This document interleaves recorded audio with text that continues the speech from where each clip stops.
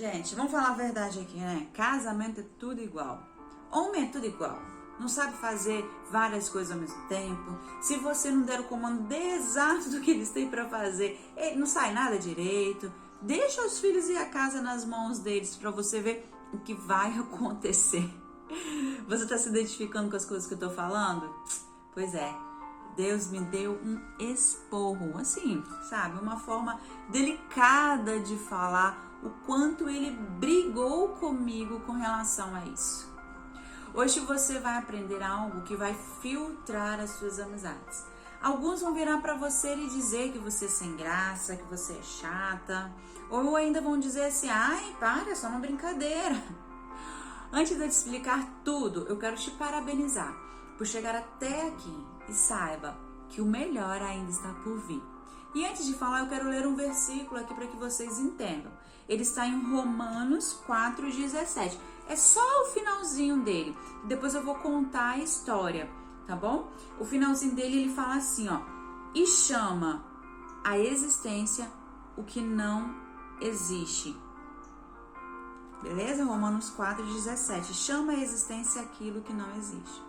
Nessa minha jornada de arrimo, Deus foi me cobrando com relação às minhas palavras. O Espírito Santo de Deus começou a me incomodar. Com a minha mudança de comportamento, eu fui percebendo que o meu esposo também estava mudando para melhor. Porém, algumas coisas mexiam comigo. Eu percebia que criava uma visão sobre quem era o meu esposo para os meus amigos e para a família dele. Eu percebi que eu tinha muita facilidade, sabe para quê, gente? Para contar para os outros os defeitos dele e raramente as qualidades. Foram várias as vezes que eu critiquei ele na frente dos outros. E aí eu me deparei com alguns aprendizados em cursos, livros e principalmente aqui, gente, na palavra.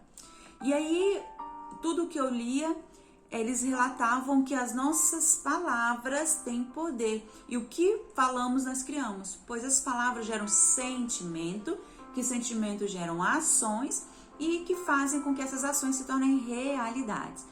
Toda aquela brincadeira de falar mal do cônjuge gera um sentimento dentro da gente. O nosso cérebro não sabe diferenciar quando é brincadeira e quando é verdade. Tudo para ele é verdade. Então, se você repete essa brincadeira com frequência dentro de você, ele vai acreditar. E como lemos lá em Romanos 4,17, além do seu cérebro acreditar, você também começa a chamar as coisas que não existem à existência. E aqui ele fala um pouco na palavra aqui, ele fala sobre Abraão e Sara. Porque para quem conhece a palavra, sabe a história de Abraão e Sara. Lá na cultura judaica, os nomes que eles davam era conforme a função que cada um ia ter na terra. Abraão significa pai de um povo e Sara, estéril. E aí Deus fez uma mudança para que fosse necessário. O que Deus fez? O nome de Abraão, que significava pai de um povo, Abrão, né? Abrão significava pai de um povo. Deus mudou para Abraão, que virou pai de nação. E Sarai, que era estéril, Deus mudou para Sara, que significa fértil. E esta mudança ela foi necessária para que se cumprisse o que Deus prometera. Ou seja, Deus mudou os nomes para que todas as vezes que alguém chamasse eles, fosse chamado à existência aquilo que ainda não existia. E aí a gente vem aqui em Provérbios 18:21, que ele diz que a língua tem poder sobre a vida e a morte. Aquele que bem a utilizar comerá de seu fruto. Então, muito cuidado com o que você diz, pois você pode estar profetizando vida ou morte sobre a sua família. E por último, eu vou dizer aqui no livro chamado O Poder da Bênção dos Pais, de Craig, eu não sei como é que pronuncia direito, Craig Hill. Ele ensina a gente a elogiar. Ele ensina que elogiar é trazer bênção para dentro do nosso lar. E criticar traz maldição. E eu recomendo para você a leitura deste livro, pois ele deixa bem claro como podemos abençoar a vida de alguém, principalmente a de nossos filhos E junto com este livro eu também li o livro Eu e Minha Boca Grande, de Joyce Meyer, né? Que ele deixa bem claro a importância de controlarmos tudo que falamos, até mesmo nas brincadeiras. E aí, com tanta coisa, né, me mostrando como eu posso abençoar ou amaldiçoar o meu lar, então eu precisei me posicionar. Comecei a dizer que meu esposo era de um jeito que eu achava que ele não era, mas eu queria que fosse. E principalmente eu parei de criticá-lo. A qualquer pessoa que fosse. As pessoas adoram, né, brincadeiras de criticar o outro. Elas se divertem criticando o outro, né? Mas eu passei a fazer o contrário. Quando alguém na brincadeira começava a criticá-lo, eu passei a contrariar a pessoa dizendo tudo diferente do que ela dizia. Ou então eu passei a me calar, das duas uma, e não participava mais desse tipo de brincadeira.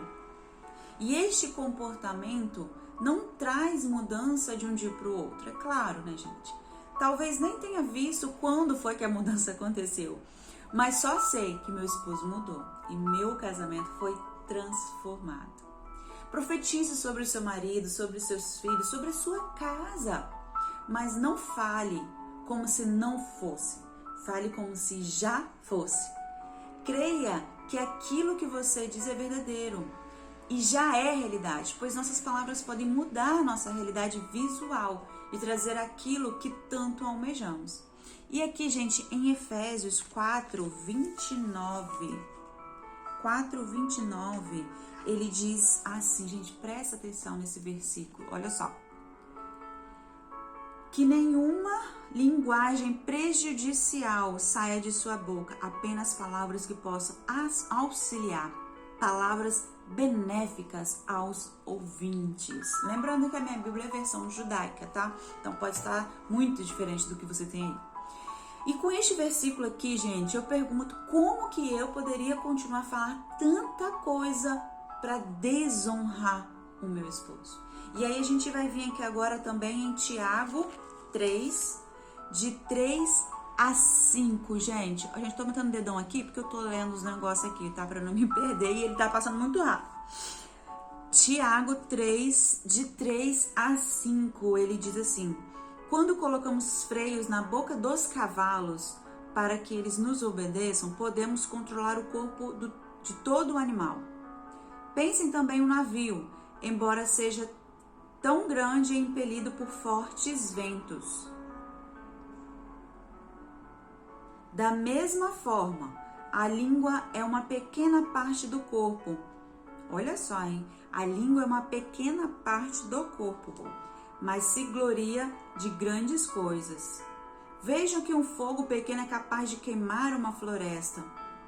Olha só, gente. Sim, a língua é um fogo.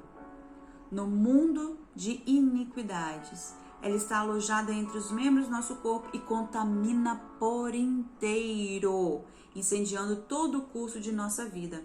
Seu fogo é alimentado. E aí vai. Gente, viram o quão poderoso é a nossa língua? E ele ainda fala aqui, assim como o leme de um barco pode conduzir todo um barco, assim também a nossa língua. A nossa língua, gente, é como um fogo que incendeia uma floresta. Isso é muito sério. Então, se eu quero me controlar, essa mudança deveria começar na minha língua.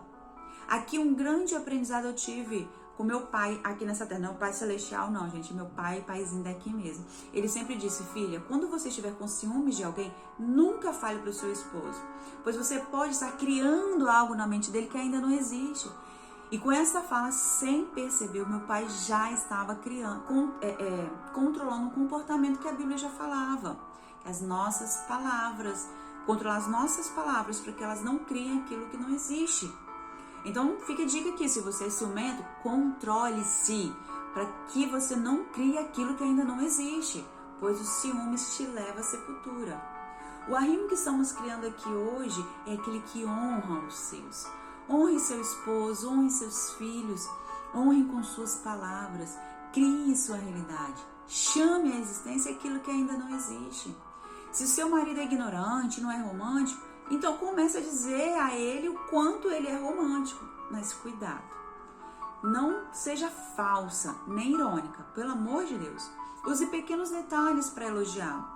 Tudo que o meu esposo fazia, eu valorizava e elogiava. Por exemplo, quando ele estava ali vendo a televisão e falava, vem amor, senta aqui, vem descansar. E aí eu me sentava, abraçava ele, claro, e aí eu logo dizia, ai que delícia, meu amor. E assim, ai que delícia, você me chamando. Ai, eu me sinto tão amada. Ou, nossa, amo deitar em seus braços. É nesses pequenos detalhes que a partir de agora você vai começar a valorizar, vai tornar aquilo grande. Você vai começar a realçar o que ele está fazendo. Se ele tirou um papel do chão e jogou no lixo, você aproveita e diz, nossa, meu amor, como você é atento. É essas coisas agora que tem que sair da sua boca.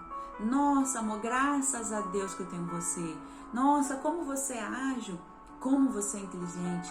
Ainda bem que eu tenho um homem dentro da minha casa. Me diz aqui, gente, qual homem não vai se inflar com essas coisas? E outra coisa extremamente importante, pare de falar mal do seu cônjuge, do seu esposo, da sua esposa, para sua família e para a família dele. Isso é desonra. Se tem algo que você acha que precisa melhorar, então vá àquele que pode te ajudar. Vá aos pés do Senhor. E que de seus lábios saia somente palavras de honra ao seu cônjuge. Este é o verdadeiro arrimo. Aquele que não deixa a desonra entrar na sua casa. Dê a verdadeira honra. E que de seus lábios saiam somente palavras para abençoar o seu lar e não amaldiçoar. Seja bênção. Permita que seu lábio seja bênção. Que seu lábio seja usado para abençoar o seu lar. Seja um arrimo.